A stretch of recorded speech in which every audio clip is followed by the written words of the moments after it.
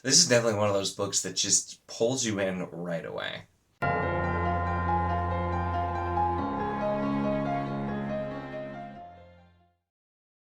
Hello and welcome to my channel. In this video we're going to be talking about The Awakening Fire by Cassidy, Faline, and this is the first book in a series whose name escapes me right now, but this is kind of interesting, kind of trying to genre, because it's definitely fantasy. It feels like it is also going to have some kind of sci-fi elements into it, and then it feels kind of like it's going for like a grimdark YA type of thing, as well as kind of where I would put this.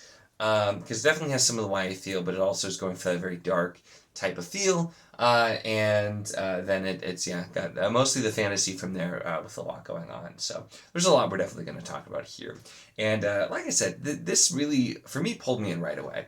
First, right off the bat, granted it's in a vision, we have the character who is like seeing these airships going by, and we learn that these people called the Ancients were much more technologically advanced than the people now, and they ruled with a very iron will. You were not allowed to war, you weren't allowed to be classist, you weren't allowed to do any violence or any of these other things that are wrong, and if you did, it's punishable by death. So kind of that just absolutism that really got me interested in thinking about the ancients. And it's something that we're exploring here a lot because we have the first character we meet, Hyro, who is a worshiper of the ancients. He believes in them, and he's one of the people who wants to bring them back. And there's people kind of that speculate on what needs to be done to bring the ancients back. And then we also have other characters who very much are not. And we kind of go with our main characters. We have all different groups. Hyro is a believer in their ancients, wants to bring them back.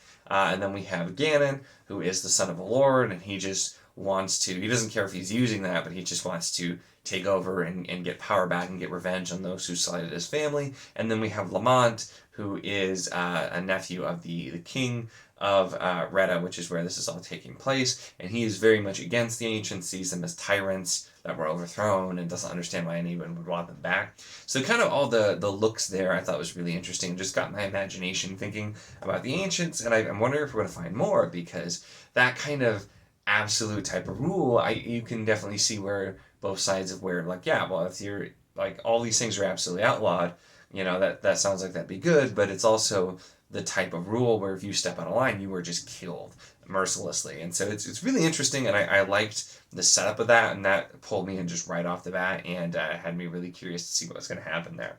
This book in general is very, very heavy on the politics, and kind of, this is going to be for, I think, more the plot-driven readers especially. It also moves incredibly quickly. This is super fast paced. Things are just moving right along constantly, and we're seeing all the different plots and types of things.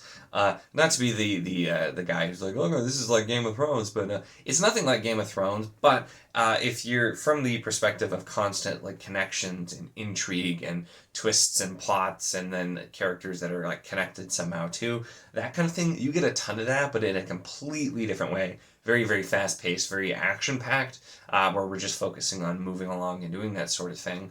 And then the other thing this book does really well that I like is, like I said, it's the nuggets of stuff that you might find out more about later. The Ancients being a big one, but there are other bits and pieces where we have hints of not only technology but magic, and just little hints of what else might be out there and what else we might see, as well as some really kind of like vague hints about some other stuff that's going on that we don't find a ton about in this book, because this book is really focusing on this political intrigue and these three different people who all want to be king of Retta and will do whatever they have to in order to get there. So a lot of really good stuff there. Now for me, the area where I enjoyed the book a little bit less is I will mention, like I said, this does get pretty dark. There's a fair amount of sexual content in it, which I've said before and I'll say again, not a huge fan of. Just not really something that I enjoy reading a whole lot. And it, for the most part, like, there's a lot of it. It's definitely present, but it wasn't like overly explicit, which I appreciate, because it's kind of just personal preference. Not really a fan of that sort of thing.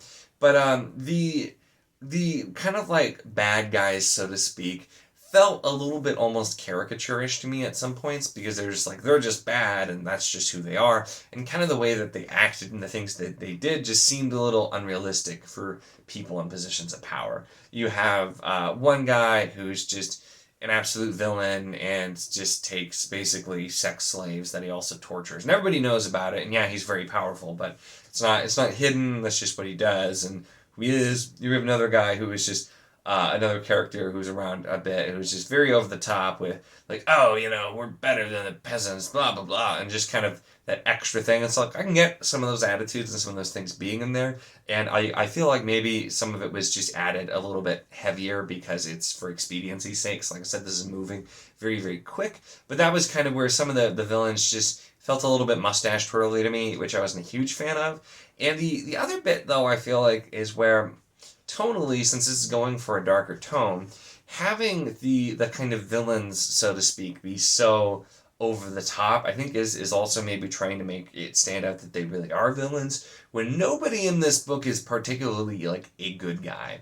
You have people going for all different sides, they have their own reasonings, but nobody's really like a good guy, and you can choose whoever you want to root for. But it's like you'll have one character that it seems like at one point, oh, they're doing this for the greater good, but oh, no, really they're not. They have their own selfish reasons. And then you'll be like, okay, well, this character started out selfish. Maybe we'll find better reasons or whatnot. And like, not really. And then another who also seems in some ways like he's going to be supposed to be like, he's the good guy, he's the one to root for.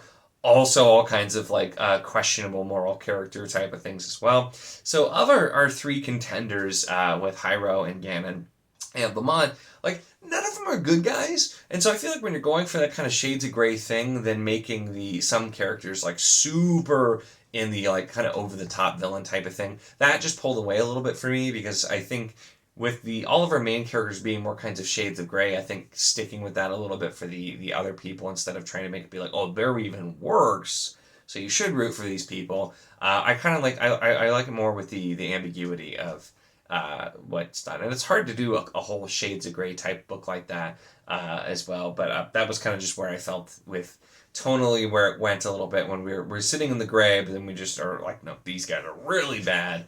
And it at times felt a little bit over the top.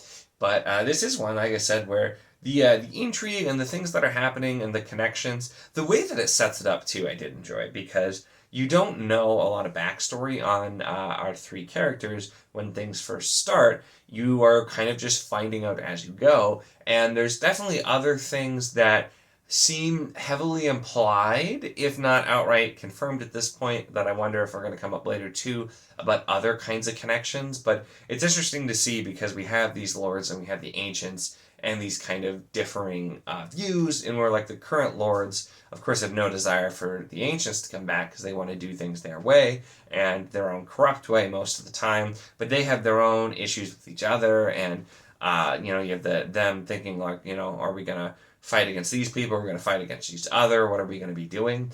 And also, it seems like, if anything, more factions are going to be added in the next book, as well as just some other things. There's a little line. Then I think it's actually might be the very last line of the book that just throws out casually some other fantasy element that might be involved in future books, which also just, I'm like, that's a really good draw. We can just kind of throw that in there. So some interesting things with it. But like I said, the characters, for me, didn't feel the best fleshed out.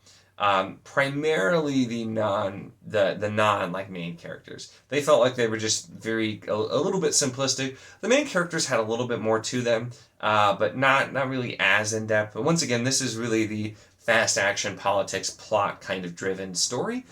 So I think it accomplishes what it set out to do really well. And if you like fast-paced, really, really plot-driven stories, if you like a lot of the political intrigue and action and that type of thing, this is definitely going to be one to check out, because it does that, and it does that very well. I like my slower, longer, deeper dive type of books as well. But this was just very easy to read, very quick to get through, and that one that I did have a good time with Overall, though, those really are my thoughts on The Awakening Fire by Cassidy Faline. I forgot to mention I did receive this copy of the book from the author as well. So I usually mention them at the beginning, but I totally forgot. But I did receive a copy of this book from the author, and she even signed and personalized it, which is super cool. Always love it when authors do that. Never expect it, but it's really cool when it happens. And so yeah, so it didn't affect my review at all. Not only giving it to you, like I said, I had positives and negatives there, but did receive a copy, so I wanted to mention that there. That's it for this one, though. Make sure to give the video a like if you enjoyed it. Check the link in the description, as always, for the Wizardly Enclave Discord if you want to chat books, whether this book, other books, any books, really anything at all. It's a lot of fun, and we'd love to have you. And, of course, if you enjoy my content, make sure to subscribe.